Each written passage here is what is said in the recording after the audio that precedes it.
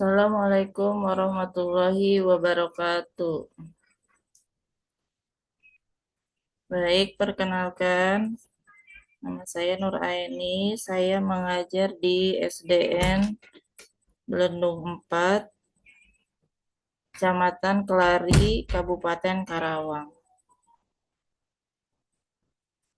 Pada kesempatan kali ini, saya akan menjelaskan tentang analisis kurikulum Satuan Pendidikan KSP di sekolah SDN Belendung 4. Adapun dari konsep KSP, karakteristik, kekuatan para pendidik di SDN Belendung 4 sudah sesuai kualifikasi dan ketentuan undang-undang tentang guru dan dosen. Rata-rata guru yang mengajar sudah sesuai dengan jurusan masing-masing, sehingga mereka dapat mengoptimalkan bagaimana mengajar yang benar dan sesuai dengan aturan yang berlaku. Adapun kelemahan, kurangnya motivasi guru untuk meningkatkan kompetensinya dalam mengajar.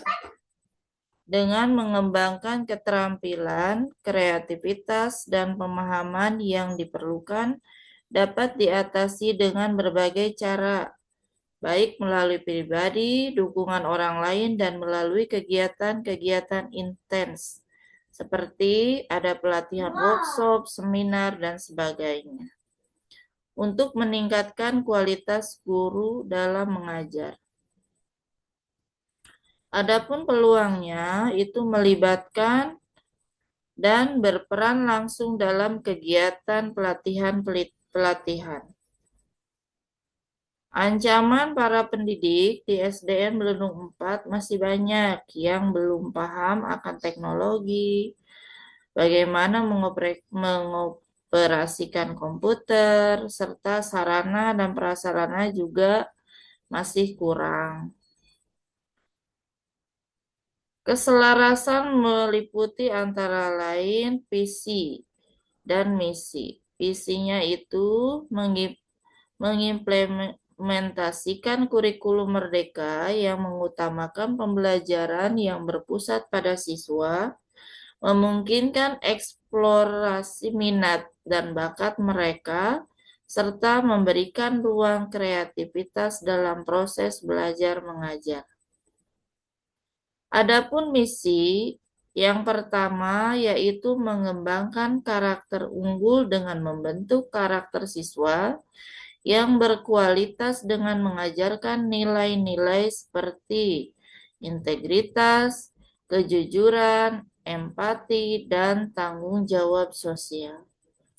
Yang kedua, pendekatan berpusat pada siswa. Menerapkan pendekatan pembelajaran yang berpusat pada siswa memungkinkan mereka untuk mengidentifikasi minat dan bakat pribadi mereka sendiri.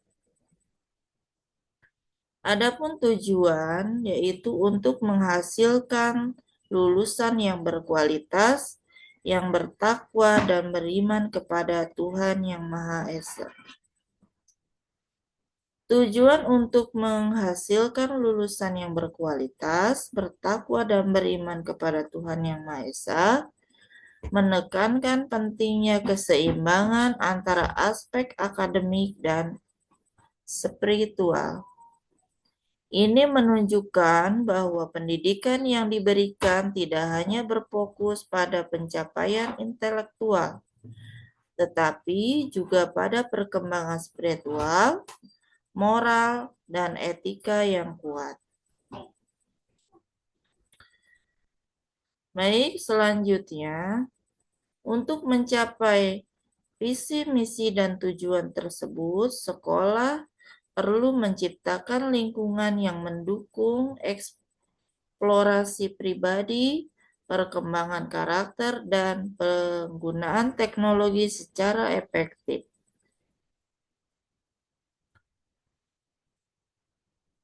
Perorganisasian pembelajaran ya 1 semester meliputi ada matematika, pendidikan agama Islam dan budi pekerti, bahasa Indonesia, IPA, sejarah. Untuk ekstrakurikuler P5 ada proyek penguatan profil pelajar Pancasila P5, proyek lingkungan, proyek sosial, proyek wirausaha, dan penguatan pendidikan karakter, kegiatan bakti sosial, kegiatan keagamaan, kegiatan kebangsaan. Adapun ada ekstrakurikuler, diantaranya ada olahraga, kesenian, kepemimpinan, keterampilan, keagamaan. Baik, selanjutnya yaitu tentang capaian pembelajaran. Komponen capaian pembelajaran. Pendidikan karakter dan moral. Berikutnya ada kebutuhan spiritual, pencegahan perilaku negatif, kontribusi terhadap masyarakat, penyelarasan dengan kurikulum sosial, pembentukan identitas dan jati diri. Dan untuk tujuan mata pelajaran, yang pertama menanamkan keimanan dan ketakwaan, membentuk akhlak mulia, mengembangkan kecerdasan spiritual, mendorong kesadaran sosial, membekali pengetahuan keagamaan, mengembangkan keterampilan ibadah. Karakteristik mata pelajaran berbasis nilai-nilai keagamaan, integrasi budi pekerti, pembelajaran holistik, konstekstual dan aktual, pendekatan pembelajaran aktif, penilaian yang komprehensif, pembentukan kesadaran sosial. Adapun capaian dalam setiap fase mata pelajaran, keimanan dan ketakwaan, ibadah, Al-Quran dan Al-Hadis, akhlak yang mulia, sejarah kebudayaan Islam, fikih, kewarganegaraan, dan budi pekerti. Adapun capaian dalam setiap fase mata pelajaran menurut Almen, di antaranya ada akidah. Siswa memahami dan meyakini rukun iman serta mampu menginternalisasi nilai-nilai keimanan dalam kehidupan sehari-hari. Ibadah. Siswa memahami tata cara ibadah yang benar sesuai dengan ajaran Islam serta melaksanakan ibadah dengan kesadaran dan ikhlas. Adapun Al-Quran dan Hadis, capaiannya siswa mampu membaca, menghafal, memahami, dan mengamalkan isi Al-Quran Hadis dalam kehidupan sehari-hari. Adapun akhlak, siswa memiliki budi pekerti yang luhur serta mampu berperilaku baik terhadap sesama manusia dan lingkungan berdasarkan ajaran Islam. Adapun ada sejarah kebudayaan Islam, fikih, budi pekerti. Baiklah, selanjutnya yaitu analisis capaian pembelajaran, fase atau keluasan kedalaman. Sini ada fase elemen Al-Quran dan Al-Hadis. Capaian pembelajaran dari Al-Quran dan Hadis, peserta didik mampu membaca, menghafal, memahami, dan menerapkan ayat-ayat Al-Quran dan hadis. Adapun keluasannya, materi mencakup pemahaman terhadap ayat-ayat dan hadis. Kedalamannya, peserta didik mampu diharapkan memahami konteks dan makna ayat-ayat serta hadis tersebut. Ada yang kedua, akidah. Peserta didik memahami prinsip-prinsip dasar akidah Islam. Materi mencakup aspek-aspek dasar akidah Islam. Peserta didik diharapkan untuk tidak hanya mengetahui tetapi juga memahami filosofi dan rasionalitas di balik setiap rukun iman. Yang berikutnya ada akhlak. Peserta didik mampu mengenali, memahami, dan mempraktikkan akhlak yang mulia dalam interaksi dengan diri sendiri, orang lain, lingkungan, sesuai dengan tuntutan Islam. Materi mencakup berbagai dimensi akhlak, termasuk akhlak terhadap Allah, Rasul, diri sendiri, orang tua, guru, teman, dan lingkungan. Baik, yang berikutnya ada fikih. Peserta didik mampu memahami hukum-hukum Islam yang terkait dengan ibadah, muamalah, dan aspek kehidupan lainnya. Berikutnya ada sejarah peradaban Islam. Peserta didik mampu memahami perkembangan sejarah Islam dari masa Nabi Muhammad SAW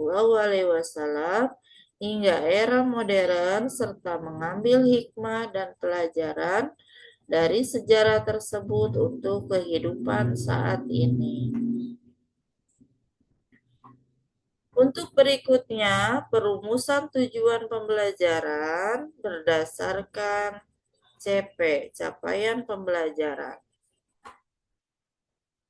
Capaian pembelajaran dari Al-Quran hadis, siswa mampu membaca, memahami, menghafal ayat-ayat Al-Quran serta hadis-hadis pilihan dengan baik dan benar. Tujuannya yaitu untuk melatih kemampuan Al-Quran dengan tajwid yang benar.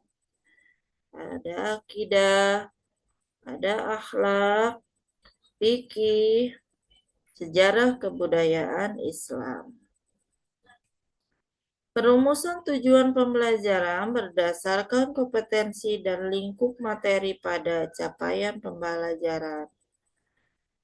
Al-Quran Al-Hadis, capaian pembelajarannya memahami menerapkan ajaran Al-Quran dan hadis dalam kehidupan sehari-hari.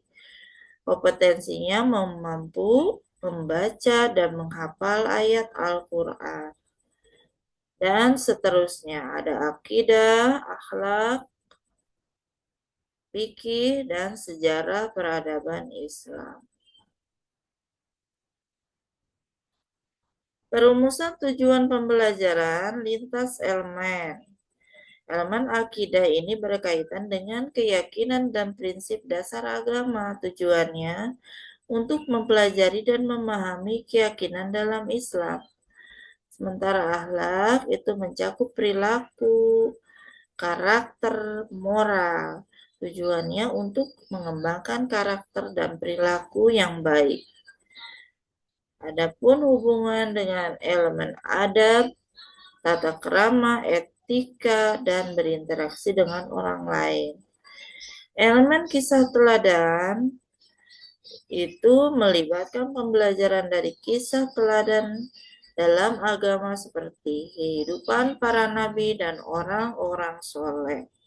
Tujuannya mempelajari kisah para nabi itu untuk menginspirasi dan memotivasi dalam mengikuti jejak mereka dalam beribadah dan berakhlak.